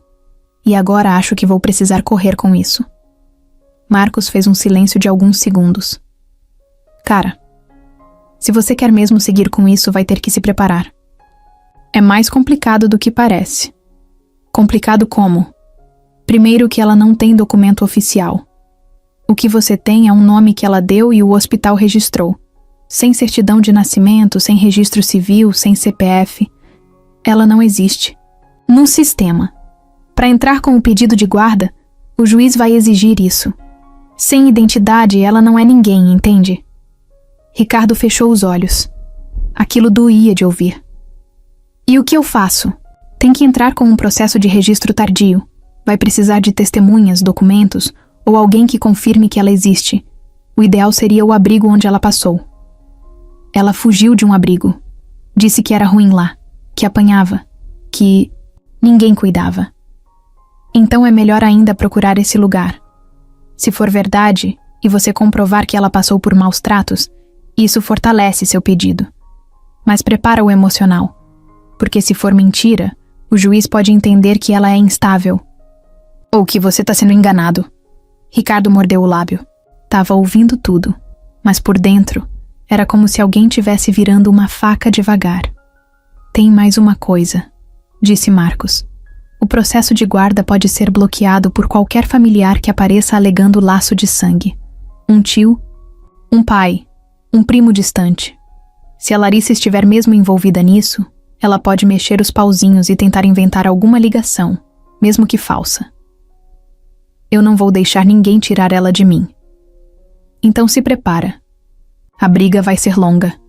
Vai envolver assistente social, psicólogo forense, audiência, juiz. E se acharem melhor, o juiz pode mandar ela para um abrigo enquanto o processo rola. O quê? Ricardo levantou da cama num pulo. É a lei. Eles chamam de medida de proteção temporária. Até decidir se você é ou não apto. Se alguém alegar que ela corre risco com você, mesmo sem prova concreta, o juiz pode agir por precaução. Isso é um absurdo. Eu concordo. Mas é o sistema. Você quer isso? Vai ter que lutar com tudo. Ricardo desligou a ligação com um gosto amargo na boca. Foi até o banheiro, lavou o rosto, olhou para o espelho e pensou: você entrou nisso com o coração, mas agora vai precisar da cabeça. Voltou para a sala. Júlia estava desenhando no caderno, sentada no tapete. Dona Neide dobrava a roupa no sofá. Ele se agachou ao lado da menina. Júlia, preciso te perguntar uma coisa. Pode falar. Você lembra o nome do abrigo que você ficou? Ela ficou em silêncio. Pensou um pouco. Depois respondeu. Tinha uma placa azul, e o nome começava com L. Lar, alguma coisa. Lar das crianças, acho. E você lembra de alguém de lá? Algum adulto? Uma moça chamada Cleide. Era a única que falava baixo. Ricardo anotou tudo. A gente vai atrás disso, tá bom? Por quê? Porque a gente precisa que as pessoas saibam que você é de verdade, que você existe, e que merece ficar aqui. Ela olhou para ele confusa. Mas eu já tô aqui. Ele sorriu, mas era um sorriso tenso. Eu sei, mas tem gente que acha que você não deveria, e a gente vai provar que elas estão erradas. Na manhã seguinte, ele e Marcos foram até o antigo abrigo. O prédio ainda existia, mas agora com outro nome. A estrutura era velha, o portão enferrujado. Quando entraram, encontraram uma funcionária, nova na recepção. Ricardo explicou a situação. Eu tô cuidando de uma menina que passou por aqui. Ela se chama Júlia, morou aqui há uns 2 anos. Disse que fugiu. Quero saber se vocês têm algum registro dela. A mulher digitou no computador. Procurou em pastas, ligou para outra pessoa. Temos sim. Júlia dos Santos. Ela ficou aqui quase 11 meses. Deu entrada com 6 anos. A mãe tinha sido internada. O pai consta como desconhecido. Ricardo sentiu o coração bater mais forte. Vocês sabem por que ela fugiu? A mulher hesitou. Olha, teve umas denúncias aqui naquela época. Umas coisas que não conseguimos comprovar. Mas teve barulho. Depois que ela sumiu, ninguém mais procurou. Foi registrado como evasão. Acontece às vezes. Tem como eu pegar uma cópia do que tiver no sistema? Com autorização? Tem. Mas só com ordem judicial. Ricardo saiu de lá com raiva. Não. Da mulher. Do sistema. Da ideia de que uma criança podia desaparecer por meses e ninguém sentir falta. Na saída, ligou para Marcos. Eu preciso que isso vá para o juiz o mais rápido possível. Tudo. Já tô cuidando. Mas você vai ter que falar com um psicólogo indicado pelo fórum. E a menina também. Eles vão querer saber se vocês têm mesmo vínculo. E se ela não tá só querendo fugir de algo pior? A gente tem. Eu só não sei como provar. Com convivência. Com rotina. Com verdade. Quando chegou em casa, Júlia veio correndo mostrar um desenho novo. Era ela com um crachá no pescoço, em pé na frente de uma lousa. Eu sou professora aqui, ela disse animada. Professora? É. Vou ensinar criança que não tem casa. Que nem eu. Ricardo ajoelhou, segurou o desenho e engoliu em seco. Acho que você vai ser a melhor professora do mundo. E naquele momento, ele entendeu. O processo era longo, duro, burocrático, mas ela já era dele. Só faltava o papel. Detetive contratado por Larissa chamava Maurício. Era um cara que sabia fuçar a vida dos outros sem deixar rastros. Já tinha feito de tudo. Seguir marido infiel, descobrir fraudes de empresa, até rastrear herdeiros escondidos. Mas quando Larissa ligou pedindo uma investigação completa sobre uma menina de rua, ele estranhou. Mesmo assim, aceitou. Dinheiro era dinheiro. Ela foi direta. O nome é Júlia dos Santos. Passou por um abrigo público em São Paulo. Quero tudo. Se teve confusão, se aprontou, se fugiu. Qualquer coisa que possa comprometer essa imagem de menina boazinha que meu tio tá comprando. Maurício pegou a missão e começou pelo que tinha mais acesso: os registros antigos de abrigos públicos. Como a documentação não era digital na época, ele foi pessoalmente até o local onde funcionava o antigo Lar das Crianças Esperança. Chegando lá, deu de cara com uma funcionária mais velha, que torceu o nariz quando ele mencionou o nome. Júlia? Aquela que fugiu? Essa mesmo. Quero entender melhor o histórico dela. Sou jornalista. Tô fazendo uma matéria sobre crianças desaparecidas. Mentiu sem piscar. A mulher olhou pro lado, depois cochichou. Olha, não posso te mostrar nada oficial, mas lembro dessa menina. Era miudinha, quieta, vivia encolhida, num canto. Não falava com ninguém. E por que ela fugiu? Isso. É meio complicado.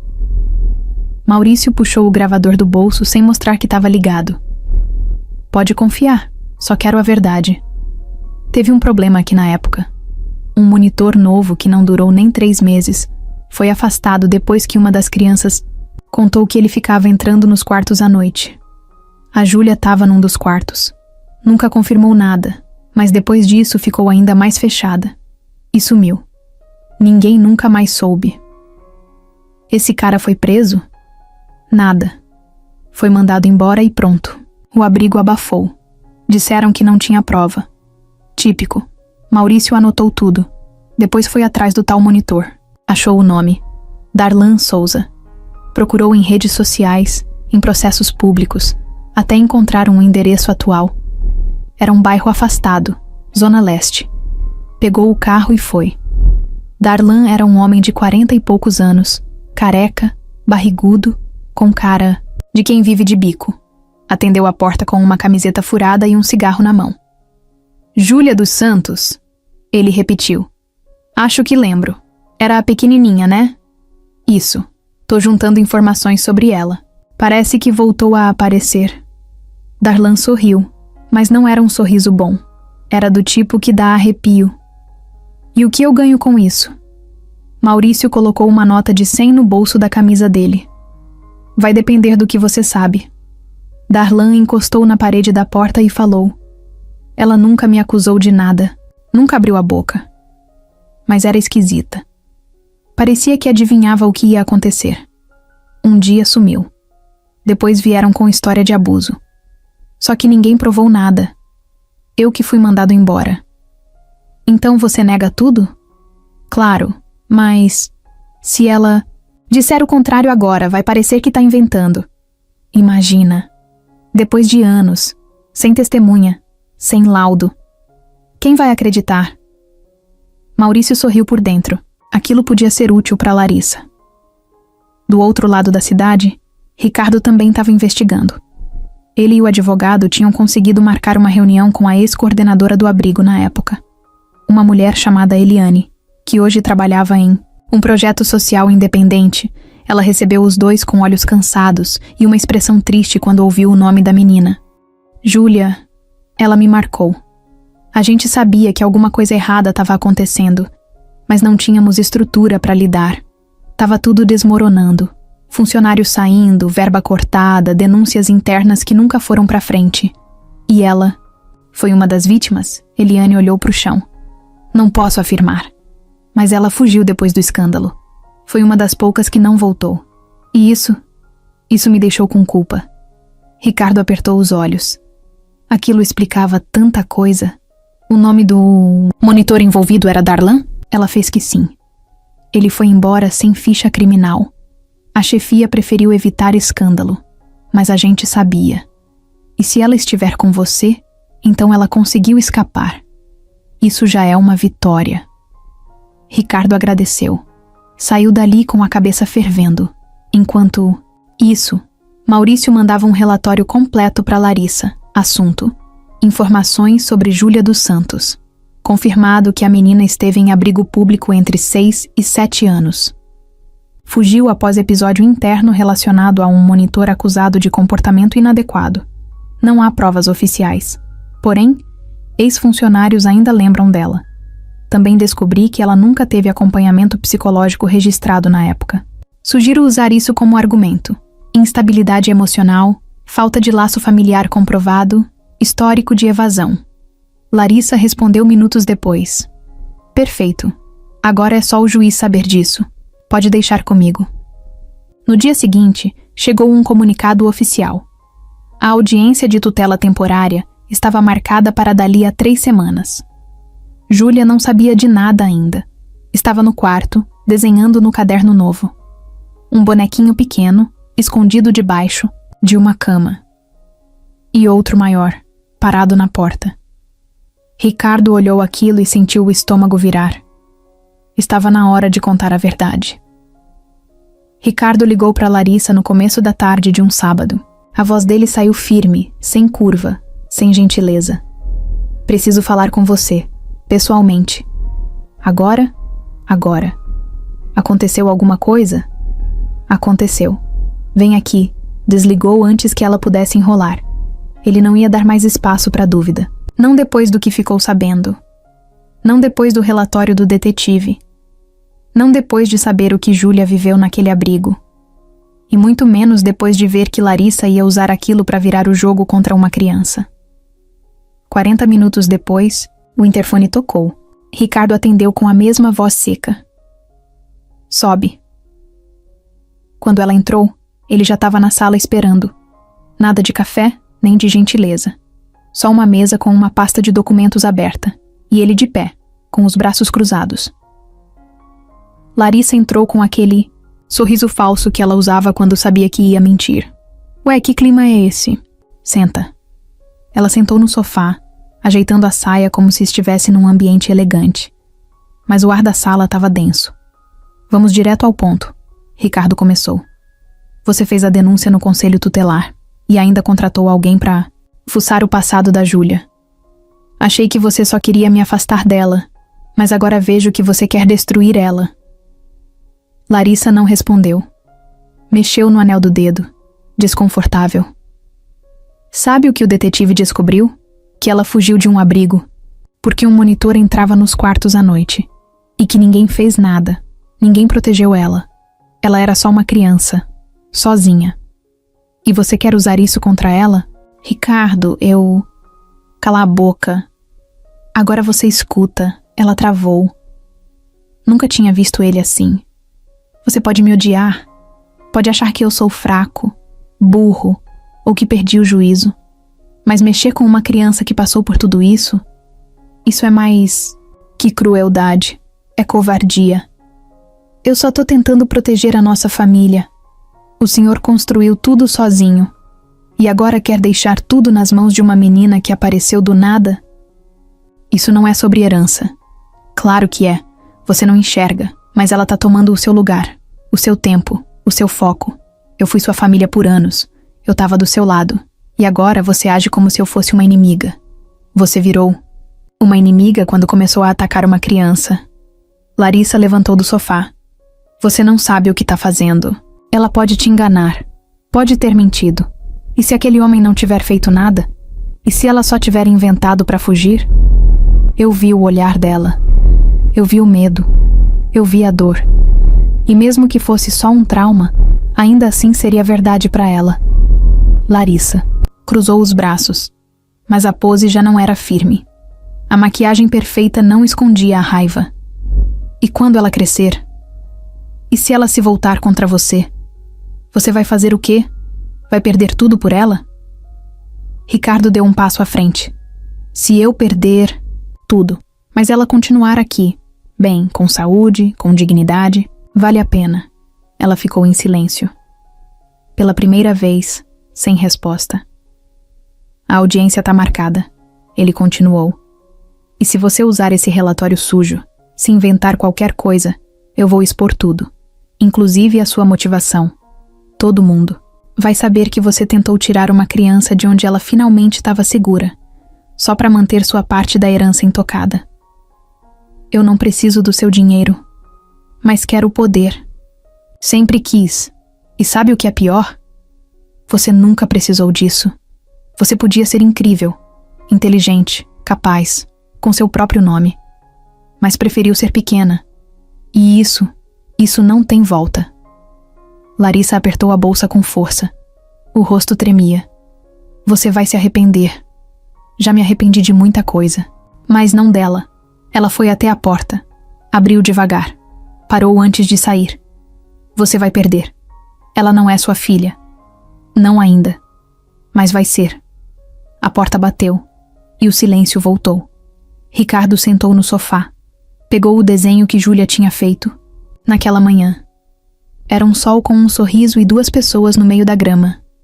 Ela e ele. Só isso. Respirou fundo. Sabia que a luta ainda estava começando. Era uma quarta-feira de manhã. Ricardo tinha acabado de deixar Júlia na escola, passou na padaria para comprar pão e voltou para casa sentindo aquele clima esquisito, como se tivesse uma pedra nas costas que não dava para enxergar, mas que ele carregava o tempo todo. Dona Neide estava na cozinha arrumando as coisas quando ele entrou pela porta. Aconteceu alguma coisa? Ela perguntou só de olhar. Ainda não, mas vai acontecer. É a Larissa? Ele fez que sim com a cabeça, largou a sacola do pão na pia e foi direto para o escritório. Abriu o notebook, entrou no e-mail e encontrou o que estava esperando.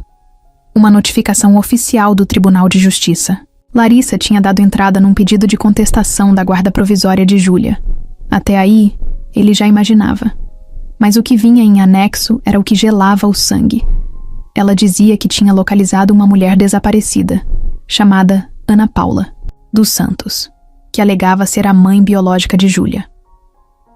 O documento incluía uma declaração assinada, um endereço em outro estado e a confirmação de que essa mulher estaria presente na audiência.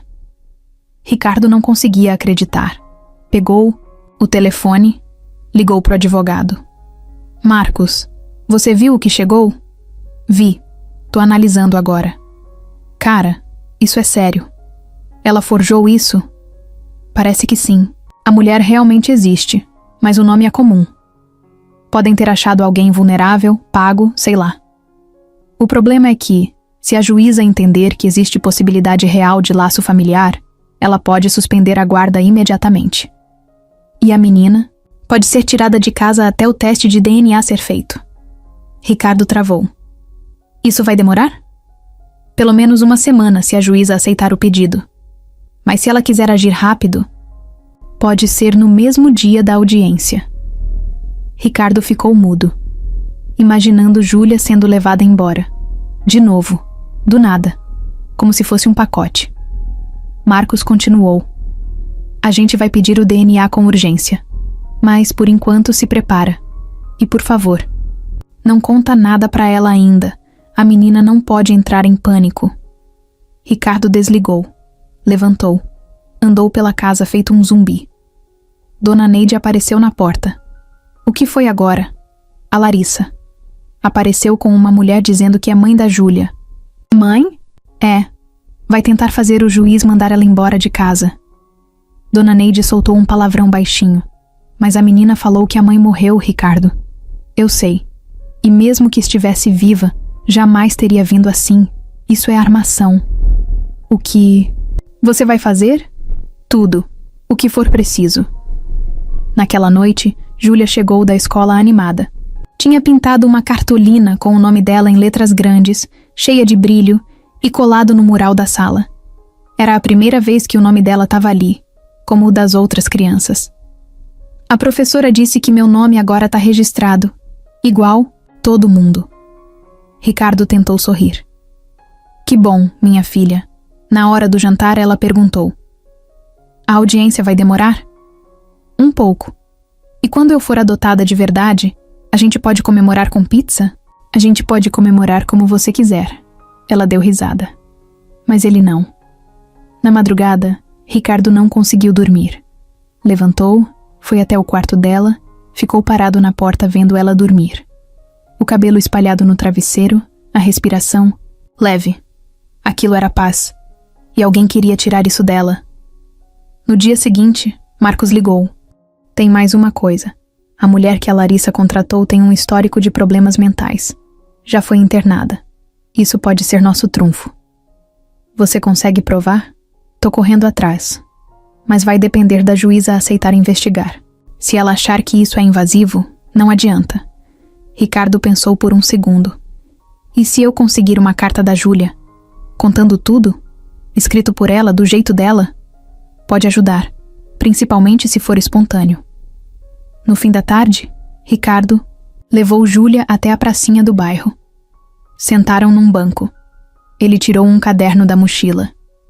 Júlia, quero te pedir uma coisa, mas só se você quiser. O quê? Escreve aqui, do seu jeito, tudo o que você sente. Sobre estar aqui. Sobre o que mudou na sua vida. Sobre o que você quer pra frente. Pode desenhar também. É só pra registrar. Ela olhou pra ele desconfiada. É por causa da audiência? Ele hesitou, mas decidiu não mentir. É. Pode ajudar a mostrar pra juíza o quanto você importa. E o quanto isso tudo importa pra você? Ela ficou pensativa. Tá, mas não olha, tá? Prometo. Ela pegou o caderno e começou a escrever. Com letra torta, algumas palavras erradas, mas com uma sinceridade que doía. Antes eu dormia em papelão. Agora tenho coberta quente. Antes eu não comia todo dia. Agora tem comida. Antes ninguém me escutava. Agora o tio me escuta. Eu quero ficar. Não quero voltar para trás. Meu nome é Júlia. E eu já sou daqui. Quando ela entregou, Ricardo não conseguiu falar nada. Só segurou firme, como se aquele caderno fosse uma armadura. A ameaça final estava feita. Mas eles não iam abaixar a cabeça. O dia da audiência chegou com um céu cinza, chuva fina desde cedo. Ricardo acordou às 5, mas não conseguiu sair da cama por quase meia hora. Só ficou ali, olhando para o teto, com o peito apertado e a mente acelerada. Ao lado, o caderno com o texto da Júlia. Ele tinha relido aquilo umas 20 vezes. Cada linha era como um soco no estômago e um abraço no coração ao mesmo tempo. Às 7, Júlia já estava acordada. Tomou banho, colocou uma calça jeans nova e uma blusinha que Dona Neide tinha comprado. Sentou à mesa e quase não comeu. Ricardo tentou manter o clima leve. Tá nervosa? Ela deu de ombros. Um pouco. Vai dar tudo certo. Ela forçou um sorriso. E se a juíza não gostar de mim? Isso não existe. Quem conhece você de verdade não tem como não gostar. Foram pro fórum juntos. No carro, o silêncio tomou conta. Ricardo apertava o volante como se quisesse quebrar. Júlia olhava pela janela, abraçada na mochila. Quando chegaram, viram que já tinha repórter na porta. Um caso de empresário famoso com uma menina de rua chamava a atenção. Marcos, o advogado, os esperava na entrada. Já chegaram. A outra parte também. Com a suposta mãe, Ricardo sentiu o estômago embrulhar. Subiram para o andar das audiências. Uma sala pequena, fria, com uma juíza séria sentada ao centro, uma assistente do lado e o relógio na parede que parecia zombar de todo. Mundo, a suposta mãe já estava lá. Ana Paula. Uma mulher magra, com o olhar perdido e cabelo desgrenhado. Parecia nervosa, mas ensaiada. Larissa sentou ao lado dela. Usava um vestido escuro, maquiagem leve, e aquele mesmo olhar calculado de sempre. Não era família, era estratégia. A juíza começou. Estamos aqui para ouvir as partes envolvidas no pedido de guarda provisória da menor Júlia dos Santos. O senhor Ricardo Ribeiro apresentou documentação médica, escolar e psicológica, comprovando o vínculo com a menor. A parte contrária apresentou uma alegação de maternidade biológica. Ricardo levantou.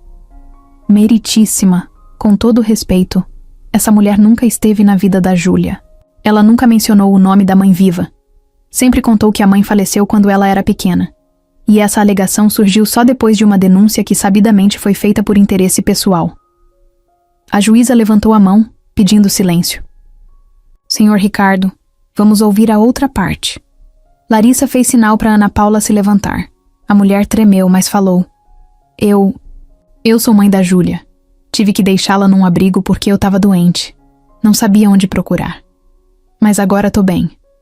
Quero ela de volta. A juíza observou com atenção. A senhora tem algum documento que comprove maternidade? Só o meu. RG. Mas posso fazer o teste. Marcos se levantou. Meritíssima, pedimos que o DNA seja feito com urgência. Também solicitamos que o histórico médico e judicial dessa mulher seja considerado. Há registros de internação psiquiátrica e uso de substâncias químicas. Podemos apresentar os comprovantes. A juíza anotou algo. Pedido aceito. O exame será realizado imediatamente. E até o resultado sair, a menor permanece com o senhor Ricardo. Larissa fechou a cara. Ana Paula sentou de novo, sem graça. Ricardo soltou o ar. Júlia só observava, de canto, sem entender tudo. Mas sentia que algo estava sendo decidido ali. 3 dias depois, o telefone tocou. Era Marcos. Saiu. Ricardo ficou mudo. O teste deu negativo. Ela não é mãe da Júlia. Tem certeza? 100%. E mais, com base nisso, vamos pedir apuração sobre a tentativa de fraude no processo. Se o juiz aceitar, isso pode invalidar qualquer ação futura de Larissa. Ricardo desligou e foi correndo para o quarto da Júlia. Ela estava sentada no chão, com o caderno no colo. Ei! Ele chamou, com um sorriso que não conseguia segurar. Ela levantou o rosto, assustada. O que foi? Ela mentiu. Não é sua mãe. O exame deu negativo. Júlia não respondeu. Só respirou fundo. Depois de uns segundos, olhou para ele. Eu já sabia. Como? Porque mãe não some assim e depois volta do nada. Ele se agachou na frente dela. Agora ninguém mais pode tirar você de mim, entendeu? Ela balançou a cabeça. E pela primeira vez, ela pulou no pescoço dele.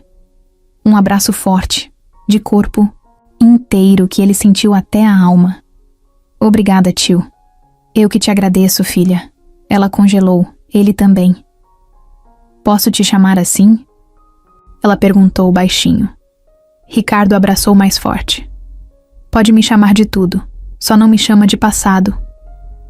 Depois da audiência, depois do exame de DNA e depois de toda aquela tensão, os dias começaram a ficar mais leves.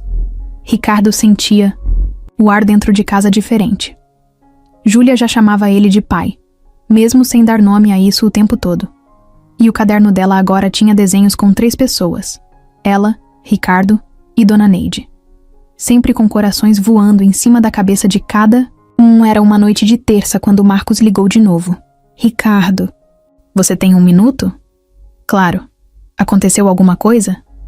Eu continuei investigando o passado da Júlia. Não por desconfiança, mas porque uma informação que você me deu ficou martelando aqui. Qual? O sobrenome dela. Ricardo franziu a testa. Dos Santos? Sim. Mas a forma como ela foi registrada teve um detalhe que me chamou a atenção. Na ficha do abrigo, apareceu um nome antigo, de quando ela foi cadastrada pela primeira vez ainda com a mãe. Tava num arquivo esquecido. O nome completo dela era Júlia Camila dos Santos. Ricardo ficou em silêncio. O nome Camila bateu como um trovão na mente dele. Era o nome da mulher que ele amou. A única mulher que ele pensou em ter uma família. Você disse que sua companheira Camila tinha uma irmã mais nova, certo? Que sumiu ainda jovem? Sim, Mariana. Pois então, essa Mariana aparece como mãe da Júlia no sistema antigo do abrigo. Tá tudo lá.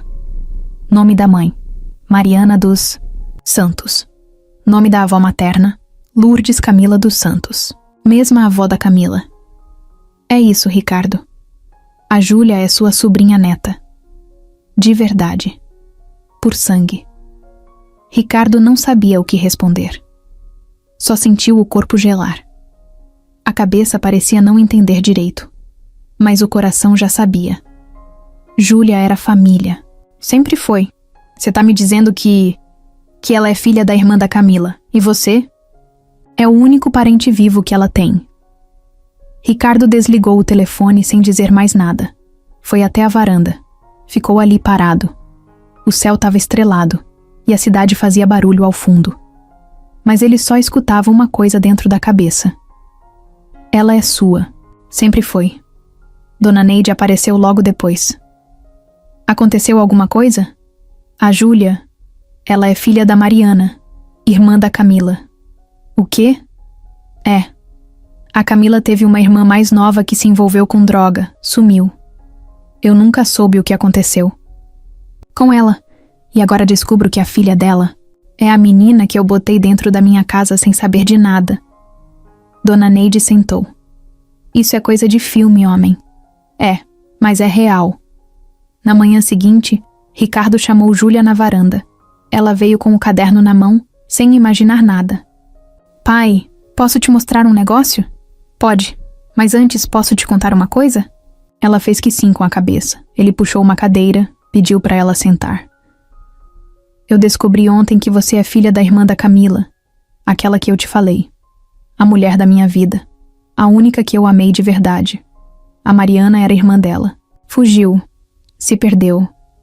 E você é filha dela. Júlia ficou parada, sem reação, como se o cérebro dela tivesse travado. Então, a Camila era minha tia? Era. E você é minha sobrinha neta. Ela não disse nada, só ficou olhando para frente. A respiração mais rápida. O olhar perdido. Eu sei que é muita coisa, filha, mas eu precisava te contar. Ela levantou devagar. Foi até a janela. Depois virou. Você sabia? Não. Descobri ontem. Mas isso muda tudo? Ela pensou por um tempo. Depois balançou a cabeça. Muda nada. Só confirma. Eu sabia que a gente era igual. Igual como? Igual no olhar. Igual no jeito de guardar a dor. E igual na falta que a gente sentia de alguém. Ricardo levantou. Foi até ela. Abraçou. Forte. Sem pressa. Agora tudo faz sentido. Eu achava que tinha te escolhido. Mas era você que estava voltando para casa. Ela apertou ele com força. E pela primeira vez, chorou sem medo. A audiência final estava marcada para uma sexta-feira de manhã. Ricardo acordou cedo, mas dessa vez sem ansiedade. Era diferente. Era como se o peso já tivesse saído das costas. Ele olhou para o lado e viu Júlia dormindo no quarto dela, com a cabeça virada, o braço pendurado para fora da cama e a boca aberta. Dormia como uma criança normal, e isso já era muita coisa. Dona Neide apareceu na cozinha logo cedo. Tá pronto? Tô. Pela primeira vez, tô. Ela sabe que é hoje? Sabe. E tá mais calma que eu. Quando chegaram no fórum, o clima era outro. Sem repórter, sem fofoca. Só a juíza, o advogado, a assistente social e uma menina de 9 anos com um lápis de cor no bolso da calça e um papel dobrado dentro do tênis. Júlia tinha pedido para falar. Não um discurso ensaiado. Só queria dizer o que estava guardado. A juíza deixou. A sala ficou em silêncio quando ela levantou da cadeira. Pequena, com o uniforme da escola, o cabelo preso de qualquer jeito e os olhos firmes. Eu só queria ficar com o meu pai. Eu sei que ele não é meu pai de sangue direto, mas é de verdade. Ele não me largou. Ele ficou quando podia ter ido embora. Ele me deu comida, deu cama, escutou quando eu chorava sem som. E eu quero ficar com ele para sempre. Porque quando eu tava na rua, eu sonhava com alguém assim. E agora que eu achei, não quero perder. A juíza escutou tudo sem interromper. Depois, chamou Ricardo. Ele se levantou. A senhora já tem tudo nos papéis. Tem laudo da psicóloga, tem relatório da escola, tem a palavra da assistente social. Mas o que eu queria dizer hoje é simples. Eu encontrei essa menina por acaso. Mas depois percebi que era ela que estava me achando. A vida inteira eu achei que eu não ia ter família. Perdi tudo. Perdi a Camila, perdi planos. E quando encontrei a Júlia, entendi que ainda dava tempo de começar. Não por caridade, por amor mesmo. Eu não quero outro final. E ela também não. A juíza pediu 1 minuto. Saiu da sala, conversou com a equipe. Quando voltou, sentou com calma e olhou direto para os dois. A decisão do tribunal é clara. Pela relação comprovada, pelo vínculo familiar revelado e pelo bem da menor, a guarda definitiva da criança Júlia Camila dos Santos será transferida oficialmente ao senhor Ricardo Ribeiro. A adoção está autorizada. Júlia tapou a boca com as mãos. Ricardo ficou parado por 1 segundo, tentando entender. Depois os dois se abraçaram, sem falar nada. Só o som do choro baixinho dos dois ocupando a sala. Do lado de fora, Marcos apertou a mão de Ricardo. Agora é para sempre. Dona Neide tirou o celular e tirou uma foto deles dois na escadaria do fórum.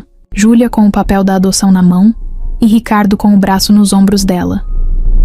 Não era uma imagem bonita por causa da roupa ou da pose. Era bonita porque era real. Naquela noite, eles fizeram a tal comemoração. Pizza, sorvete, filme na sala. Júlia dormiu no sofá com a cabeça no colo de Ricardo. E ele ficou ali, olhando para frente, passando a mão devagar no cabelo dela. De madrugada, ele levantou, colocou ela na cama e voltou para o próprio quarto. Abriu a última gaveta, pegou uma caixa velha e tirou uma foto antiga da Camila. Ficou olhando por um tempo. Você não viu isso acontecer, mas eu sei que teria ficado orgulhosa. Guardou a foto, fechou a gaveta e foi dormir com a porta entreaberta, como Júlia pedia todas as noites. Só para eu saber que você tá aí, no dia seguinte. Ela acordou e foi direto para a cozinha. Chegou com o caderno debaixo do braço. Pai? Oi, filha. Posso mudar meu nome? Como assim? Quero colocar Júlia Ribeiro também. Ricardo sorriu. Não com a boca, com o rosto todo. Claro que pode. Agora é oficial. Ela abriu o caderno, escreveu o nome novo bem grande e colocou um coração em volta. Pronto. Agora eu sou inteira. E era mesmo.